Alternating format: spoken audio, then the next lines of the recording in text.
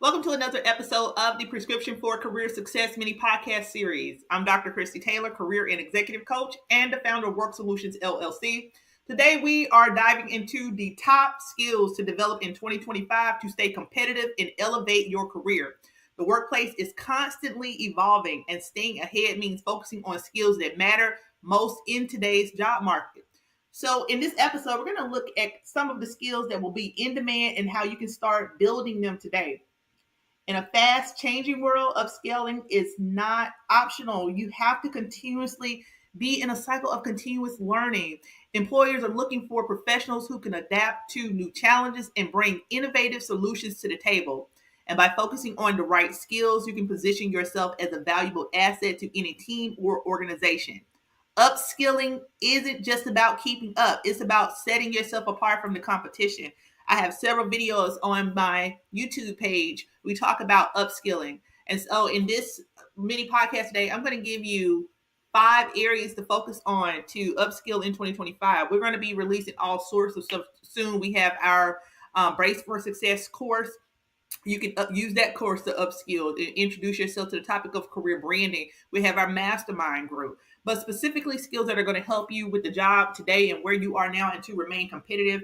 I want to first talk about these top 5 skills, and I'm going to start with digital literacy and AI. We've all heard of it. ChatGPT is a part of the work that we do every day. The AI is becoming integrated into how we function in our daily society and work. I mean, we've seen it all, right? So as technology continues to advance, understanding digital tools and AI is no longer optional. You need to be familiar with these resources. Skills like data analysis, digital marketing, and AI integration are in high demand. You need to learn to work smarter with AI tools to streamline workflows and improve decision making. You can take courses from, again, places like Udemy, Coursera, LinkedIn Learning. Those are all great places for you to be able to upskill and get familiar with some of these data tools and familiarize yourself with the process of AI. I've even seen colleges and universities come out with they're starting to produce degrees, certificate programs in AI. Number 2 would be emotional intelligence. Emotional intelligence is going to remain a critical skill in 2025 because EQ, or emotional intelligence, helps you to manage your relationships, navigate workplace dynamics, and lead with empathy. I'm going to use this as an opportunity to plug our new magazine, Work Global News, WORXK Global News, or you can just type in WORKGlobalnews.com, because we are really a workplace centered focused news magazine. And we support you with your workplace and professional development. And we have articles there on emotional intelligence, and we'll be interviewing a lot of great people throughout the year. You should always be working to evolve. In a coaching session recently, I was talking to a client about, hey, you listed all of these great technical and hard skills that you want to focus on, but what about the soft skills, things like your emotional intelligence? So we talk about emotional intelligence. You have to understand how to navigate those workplace dynamics, lead with empathy.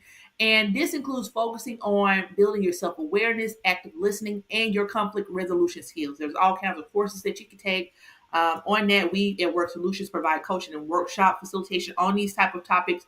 And what I always recommend when it comes to emotional intelligence is that you start with some type of self-assessment. And if you've ever taken my Rooted in Resiliency course, we always start there with including some level of emotional intelligence assessment.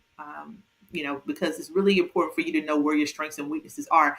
And once you do that, you have to actively practice, right? Improving these skills, asking for feedback, reading books. It's not just about taking the course. You have to be actively engaged in the process of improving your emotional intelligence. Now, the third thing that I want to mention here is improving your adaptability and resiliency. Some of you, when you listen to this podcast, you probably thought I was going to say things like your computer skills. Well, that was all part of digital literacy and AI proficiency. And here at Work Solutions, we are really focused on providing you with a well-rounded set of skills.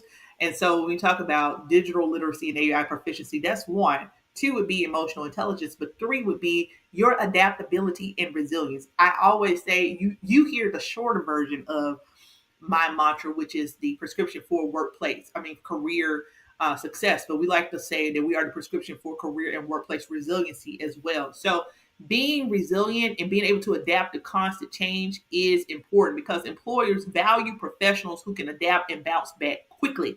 Resilience helps you stay focused and motivated, and even in challenging situations, resiliency helps you to being a resilient person helps you to stay on track. And remember that you become resilient because you learn from experience. The way that you dealt with something the first time, you will deal with it totally different if that same issue arises, or you even learn from some of the situations that you experience. So you should be looking for opportunities to embrace change and view setbacks as growth opportunities. Now, the fourth thing that I want you to focus on, top skill that you should be focused on developing, is leadership and collaboration. Because leadership isn't just for managers. Every professional can benefit from leadership skills. Collaboration is equally important, especially in a hybrid work environment where teamwork drives results. Any work environment. So if you find yourself back to working 5 days a week, which is such a great debate right now, you have to know how to work with people and to be collaborative in either situation. It's important that you develop skills like decision making, delegation, and fostering a team oriented mindset. I always tell clients you should really have a growth mindset, and being team oriented is a part of that. And the last piece I'm going to say in terms of what skills you should focus on developing in 2025 is creativity and innovation, because employers, they value out of the box thinkers who can solve problems creatively. And creativity doesn't just mean some artistic ability. It's about finding new ways to approach challenges. And so what I encourage you to do is practice things like brainstorming, design thinking, or taking creative risks in your current role. And again, a lot of the people that I work with, in terms of mentoring and coaching, I always tell them, you should be looking for your next step. You should be looking for ways to make yourself an asset to your organization. If you don't feel like that you are being challenged enough, you should find ways to challenge yourself and not be afraid to speak up and look for opportunities where you can leverage your skills or to grow. It's really important that when it comes to this process, that you start by identifying which of these skills align with your career goals. And to me, every single one of these top 5 that I've given you are something that really align with anyone's career goals. So you can take online courses, attend workshops, seek mentorship opportunities to build those competencies, and you need to practice your skills in your current role or volunteer projects. I remember when I first started my career and I was trying to fill in some gaps, I had no problem going to different volunteer events. I do that now. If I need to fill in a gap, I'll just volunteer and get the experience. Okay. But, it's important that you develop the right skills. That is going to be the key to your success in 2025. And start today by choosing one skill to focus on and commit to consistent improving. My one thing that I want to focus on in 2025 is to wake up early in the morning, because I feel like if I could start my day stronger, then I am going to have a more successful day and be more productive. Developing the right skills is your key to success in 2025, and start today by choosing one skill again to focus on. And speaking of setting yourself up for success, I encourage you to join me on January 23rd, 2025 at 7 p.m. for a free webinar called Laying Your Dream Job in 2025. Because during this session, you're gonna learn 10 proven strategies to elevate your career, showcase your strengths, and secure your dream job with confidence. To register, all you have to do is click the link in this post and reserve your spot today.